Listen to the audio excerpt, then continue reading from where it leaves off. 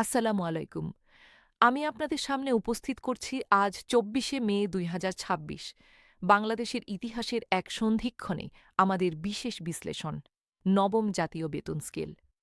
আজকের অনুষ্ঠানে আমরা শুধু খবর দেব না, আমরা সেই প্রতিটি প্রশ্নের উত্তর দেব যে প্রশ্নগুলো লক্ষ লক্ষ পরিবার প্রতিদিন করছেন। আজকের এই বিশেষ আলোচনা কয়েকটি গুরুত্বপূর্ণ পর্বে সাজানো হয়েছে। প্রথমে আমরা জানব ইতিহাস, এই পে স্কেলের পেছনের গল্প। তারপর জানব কমিশনের সুপারিশ কি, এরপর সর্বশেষ সরকারি সিদ্ধান্ত, তারপর গ্রেড ভিত্তিক বেতনের হিসাব এবং সবশেষে আপনার জন্য করণীয় ও আমাদের বিশ্লেষণ। তাহলেই শুরু করা যাক। পর্ব ১, ১১ বছরের দীর্ঘ অপেক্ষা। কেন এত দেরি? বাংলাদেশে একটি নিয়ম আছে। সেই নিয়ম বলে প্রতি ৫ বছর অন্তর সরকারি কর্মচারীদের বেতন পুনর্নির্ধারণ করতে হবে। কারণটা সহজ, দেশের বাজার পরিবর্তন হয়, মূল্যস্ফীতি হয়, জীবনযাত্রার খরচ বাড়ে। সেই পরিবর্তনের সাথে তাল মিলিয়ে যদি বেতন না বাড়ে, তাহলে একজন কর্মচারীর বাস্তব ক্রয় ক্ষমতা কমতে থাকে। ২০১৫ সালে অষ্টম পে স্কেল ঘোষণা হল।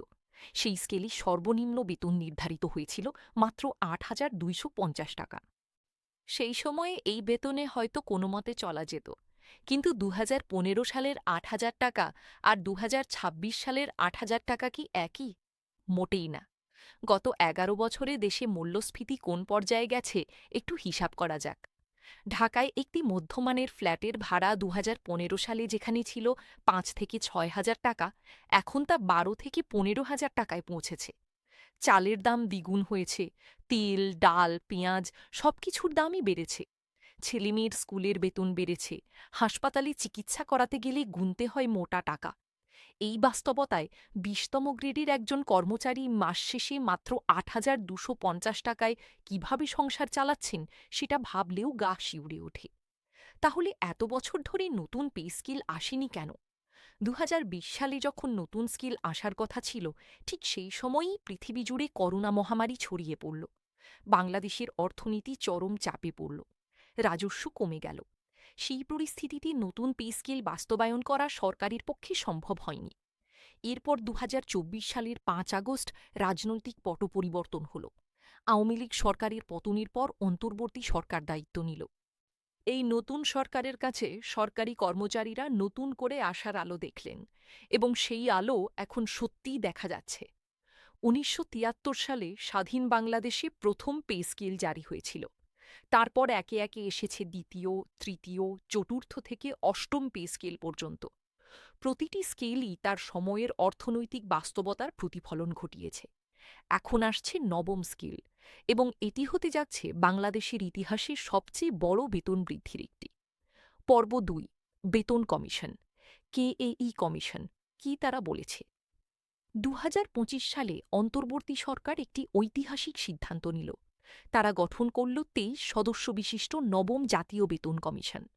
এই কমিশনের সভাপতি হলেন সাবেক অর্থসচিব জাকির আহমেদ খান, একজন অভিজ্ঞ আমলা যিনি দেশের অর্থনীতির সব খুঁটিনাটি জানেন। এই কমিশনে ছিলেন বিভিন্ন মন্ত্রণালয়ের প্রতিনিধি, অর্থনীতিবিদ, কর্মচারী সংগঠনের প্রতিনিধি এবং বিশেষজ্ঞরা। তারা দেশের সব জেলায় গিয়েছেন, সরকারি কর্মচারীদের কথা শুনেছেন, বাজার বিশ্লেষণ করেছেন, আন্তর্জাতিক মানদণ্ড দেখেছেন। মাসের পর মাস কাজ করার পর তারা তৈরি করলেন একটি পূর্ণাঙ্গ প্রতিবেদন। এবং ২০২৬ সালের ২১শে জানুয়ারি, একটি ঐতিহাসিক দিনে, এই কমিশন তাদের চূড়ান্ত প্রতিবেদন জমা দিল প্রধান উপদেষ্টার কাছে। সেই প্রতিবেদনে কি ছিল? দর্শক, এই তথ্যগুলো মনোযোগ দিয়ে শুনুন, কারণ এই সংখ্যাগুলো আপনার পরিবারের ভবিষ্যৎ নির্ধারণ করতে পারে।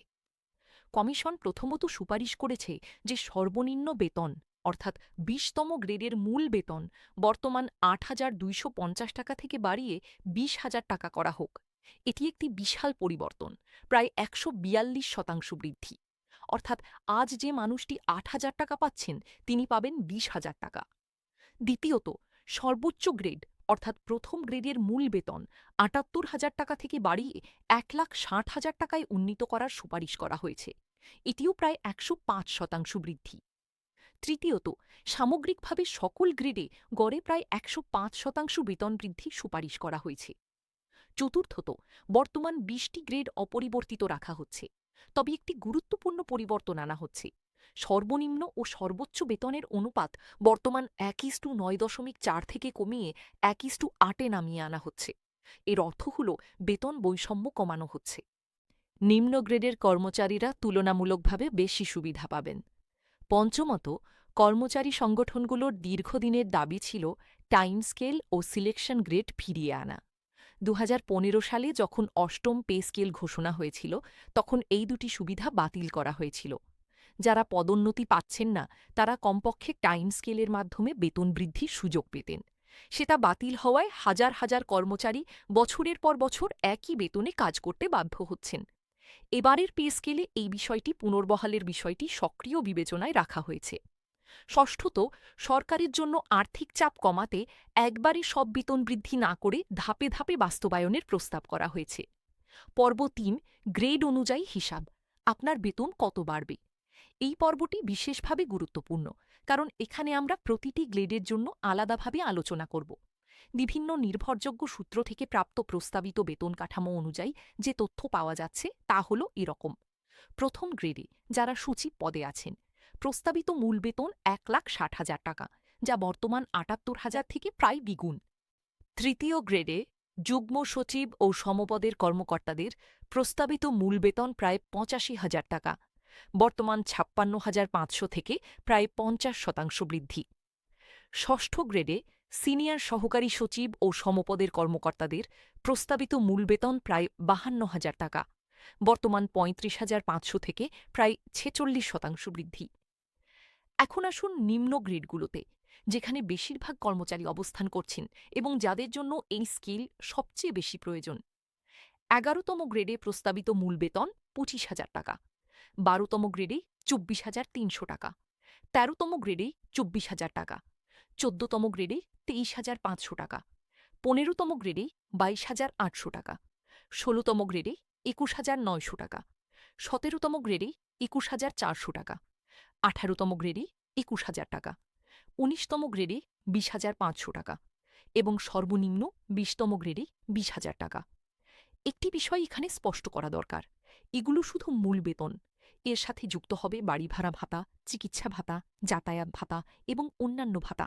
তাই মোট হাতে পাওয়া অর্থ এর চেয়ে উল্লেখযোগ্যভাবে বেশি হবে। এই তথ্যগুলো যদিও এখনও চূড়ান্ত গেজেট আকারে আসেনি, তথাপি একাধিক বিশ্বস্ত সূত্র এই সংখ্যাগুলোকে বারবার নিশ্চিত করেছে।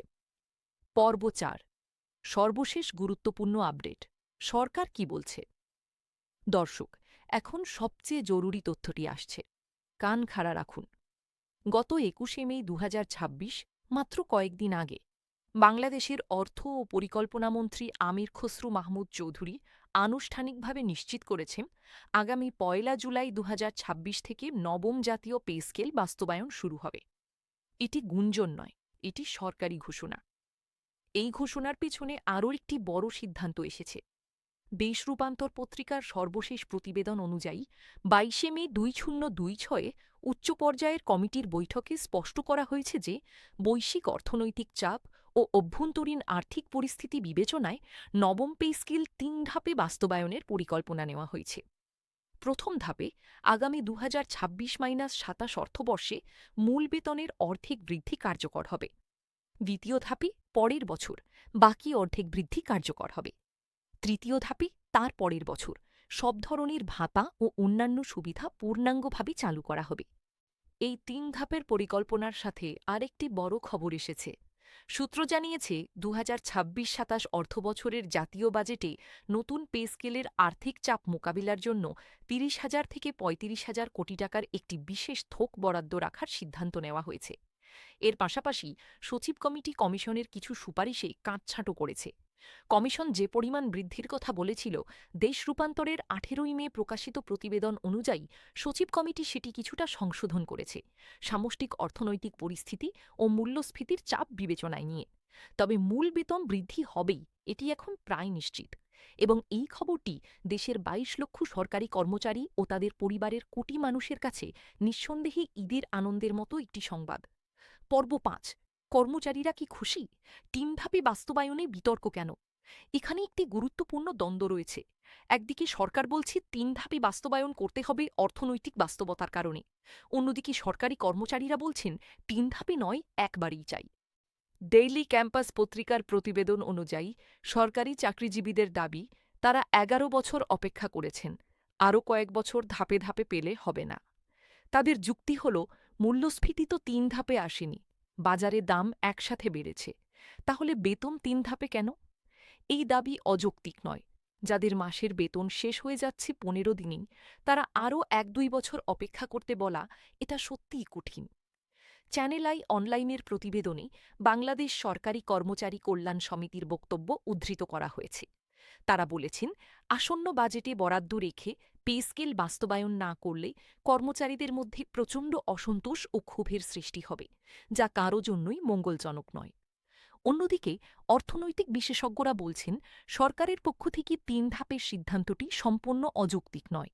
কারণ একসাথে ৩০ থেকে ৩৫ হাজার কোটি টাকার বাড়তি ব্যয় মেটাতে গেলে সরকারকে হয় ঋণ বাড়াতে হবে, নয়তো উন্নয়ন বাজেটে কাটছাঁট করতে হবে। দুটিরই দীর্ঘমেয়াদী নেতিবাচক প্রভাব আছে। তবে যাই হোক, কর্মচারীরা একটা সুনির্দিষ্ট বার্তা দিয়ে যাচ্ছেন, আপনারা আমাদের কথা শুনুন।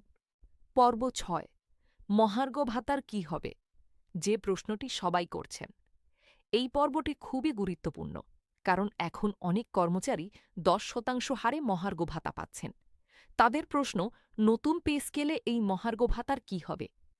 প্রশ্নটির উত্তর এখনও সম্পূর্ণ স্পষ্ট নয়, তবে অর্থ মন্ত্রণালয়ের সচিব কমিটি এই বিষয়টি নিয়ে আলাদাভাবে কাজ করছে। সাধারণত নতুন পে স্কেল ঘোষণা হলে মহার্ঘ ভাতা সংযুক্ত হয়ে যায় নতুন বেতনের মধ্যেই।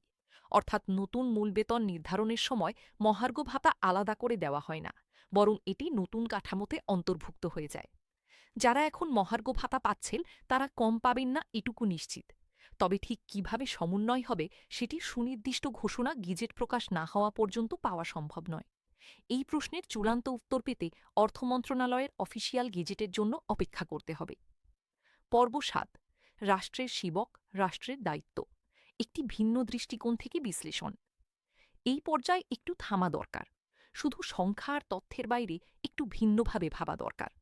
বাংলাদেশে একজন প্রাথমিক বিদ্যালয়ের শিক্ষক আছেন, যিনি সরকারি বেতনে প্রতিদিন দেশের হাজার হাজার শিশুকে পড়ান। সেই শিশুরাই একদিন দেশটাকে এগিয়ে নিয়ে যাবে। একজন সরকারি হাসপাতালের নার্স আছেন, যিনি রাত জেগে রোগীর সেবা করেন। একজন ইউনিয়ন পরিষদের কর্মকর্তা আছেন, যিনি গ্রামের মানুষের জমির কাগজ থেকে শুরু করে বিভিন্ন সরকারি সুবিধা পৌঁছে দেন। একজন পুলিশ কনস্টেবল আছেন, যিনি ঝড়ের রাতে রাস্তায় দাঁড়িয়ে থাকেন যাতে আপনি নিরাপদ থাকতে পারেন। এই মানুষগুলো সরকারি চাকরিজীবী। তারা দেশের মেরুদণ্ড। একটি রাষ্ট্র তার মেরুদণ্ডকে দুর্বল রেখে কখনো শক্তিশালী হতে পারে না। মহাকবি রবীন্দ্রনাথ বলেছিলেন, যে দেশ তার সেবকদের মূল্য দেয় না, সে দেশ কখনো এগোতে পারে না। এটি শুধু সাহিত্যের কথা নয়, এটি রাষ্ট্রবিজ্ঞানের সত্য। গবেষণায় দেখা গেছে, যেসব দেশে সরকারি কর্মচারীদের বেতন বাজার সামঞ্জস্যপূর্ণ, সেসব দেশে দুর্নীতি কম, সেবার মান বেশি এবং নাগরিকদের সন্তুষ্টিও বেশি। সিঙ্গাপুরের সবচেয়ে ভালো উদাহরণ।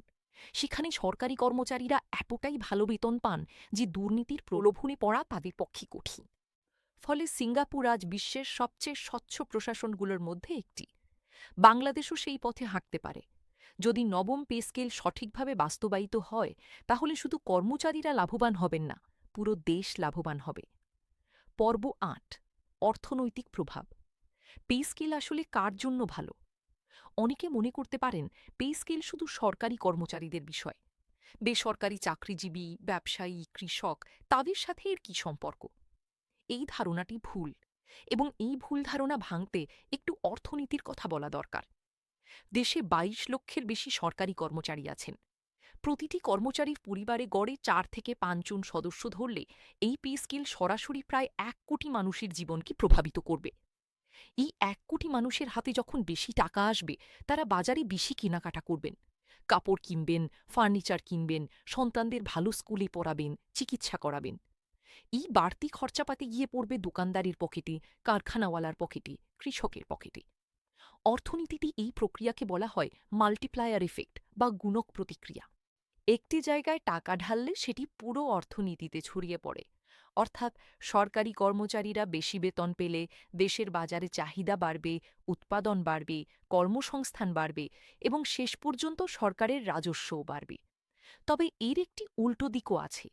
যদি বেতন বৃদ্ধির অর্থের ব্যবস্থা টাকা ছাপিয়ে করা হয়, তাহলে মূল্যস্ফীতি আরও বাড়তে পারে। এটি সরকারের জন্য একটি বড় চ্যালেঞ্জ। সে কারণেই বিশেষজ্ঞরা বলছেন, পে স্কেল বাস্তবায়নে সঠিক অর্থায়নের পরিকল্পনা অত্যন্ত জরুরি। পর্ব ৯, সতর্কতা, ভুয়া তথ্য ও প্রতারণার ফাঁদ থেকে বাঁচুন। দর্শক, এখন একটি অত্যন্ত জরুরি সতর্কবার্তা। নবম পে স্কেলকে কেন্দ্র করে সোশ্যাল মিডিয়ায় এবং বিভিন্ন অ্যাপে একটি ভয়াবহ মিথ্যা তথ্যের বন্যা চলছে। ফেসবুকে দেখা যাচ্ছে কেউ বলছেন গেজেট হয়ে গেছে, কেউ বলছেন অমুক তারিখে ব্যাংকে টাকা যাবে, কেউ গেজেটের নকল ছবি তৈরি করে ছড়িয়ে দিচ্ছে।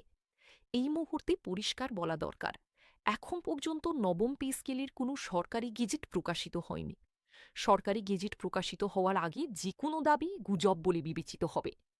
সরকারি গেজেট দেখতে হলে যেতে হবে বাংলাদেশ গেজেটের অফিসিয়াল ওয়েবসাইটে বা অর্থ মন্ত্রণালয়ের ওয়েবসাইটে। এছাড়া জনপ্রশাসন মন্ত্রণালয়ের ওয়েবসাইটেও এই তথ্য পাওয়া যাবে। একটি অনুরোধ, আপনার পরিচিত সরকারি কর্মচারীরা যদি কোনো ভুয়া গেজেটের ছবি দেখেন, তাদের জানান, নিজে যাচাই না করে বিশ্বাস করবেন না, শেয়ার করবেন না। এই সতর্কতাটুকু মনে রাখাটা জরুরি। পর্ব ১০, এখনই কি করবেন? সরকারি কর্মচারীদের জন্য ব্যবহারিক পরামর্শ। এখন যারা সরকারি চাকরিতে আছেন, তাদের জন্য কিছু ব্যবহারিক পরামর্শ দেওয়া দরকার। প্রথম কাজ হল আপনার সার্ভিস বুক হালনাগাদ করুন। নতুন পে স্কেলে বেতন ফিক্সেশনের সময় সার্ভিস বুকের তথ্য সবচেয়ে বেশি গুরুত্বপূর্ণ। বেতন নির্ধারণ, জ্যেষ্ঠতা নির্ধারণ, পেনশন হিসাব সবকিছু সার্ভিস বুকের ওপর নির্ভর করে। যারা সার্ভিস বুক হালনাগাদ করেননি, তারা এখনই করুন। দ্বিতীয় কাজ হল আপনার নিজের গ্রেড এবং বর্তমান মূল বেতন সঠিকভাবে জেনে রাখুন। অনেকেই জানেন না তাদের মূল বেতন ঠিক কত। এই তথ্য জানা না থাকলে নতুন স্কেলে বেতন ফিক্সেশন বুঝতে সমস্যা হবে। তৃতীয় কাজ হল অর্থ মন্ত্রণালয়ের ওয়েবসাইট নিয়মিত দেখুন। গেজেট প্রকাশিত হলে সেখানেই প্রথম আসবে। চতুর্থ কাজ হল সোশ্যাল মিডিয়ায় ছড়ানো তথ্য বিশ্বাস করার আগে যাচাই করুন। যে তথ্য সরকারি ওয়েবসাইটে নেই, সেটি গ্রহণ করবেন না। পঞ্চম কাজ হল আপনার আর্থিক পরিকল্পনা করুন। বেতন বাড়লে কিভাবে সেই অর্থ ব্যবহার করবেন, সেটা এখন থেকেই ভাবুন। ঋণ থাকলে শোধ করার পরিকল্পনা করুন, সঞ্চয় বাড়ানোর চেষ্টা করুন, ভবিষ্যতের জন্য বিনিয়োগ করুন। পর্ব ১১, সমাপনী, একটি দেশ, একটি প্রতিশ্রুতি। দর্শক, আজকের এই দীর্ঘ আলোচনায় আমরা যা দেখলাম তার সারসংক্ষেপ করা যাক। ১. ১১ বছরের দীর্ঘ অপেক্ষার পর নবম পে স্কেল এখন বাস্তবে পরিণত হতে চলেছে। ২. বেতন কমিশন সর্বনিম্ন বেতন ৮,২৫০ থেকে বাড়িয়ে ২০,০০০ এবং সর্বোচ্চ বেতন ৭৮,০০০ থেকে বাড়িয়ে ১,৬০,০০০ করার সুপারিশ করেছে। ৩. অর্থ ও পরিকল্পনামন্ত্রী আনুষ্ঠানিকভাবে নিশ্চিত করেছেন আগামী ১ জুলাই ২০২৬ থেকে এই পে স্কেল কার্যকর হবে। ৪. অর্থনৈতিক বাস্তবতার কারণে এটি ৩ ধাপে বাস্তবায়িত হবে। প্রথম ধাপে মূল বেতনের অর্ধেক বৃদ্ধি, দ্বিতীয় ধাপে বাকি অর্ধেক এবং তৃতীয় ধাপে পূর্ণাঙ্গ সুবিধা। ৫. আগামী বাজেটে ৩০ থেকে ৩৫,০০০ কোটি টাকার বিশেষ থোক বরাদ্দ রাখার সিদ্ধান্ত নেওয়া হয়েছে। ৬. এখনও কোনো গেজেট প্রকাশিত হয়নি। সোশ্যাল মিডিয়ার ভুয়া তথ্য থেকে সাবধান থাকুন। এই অনুষ্ঠানের শেষে আমি একটি কথা বলতে চাই।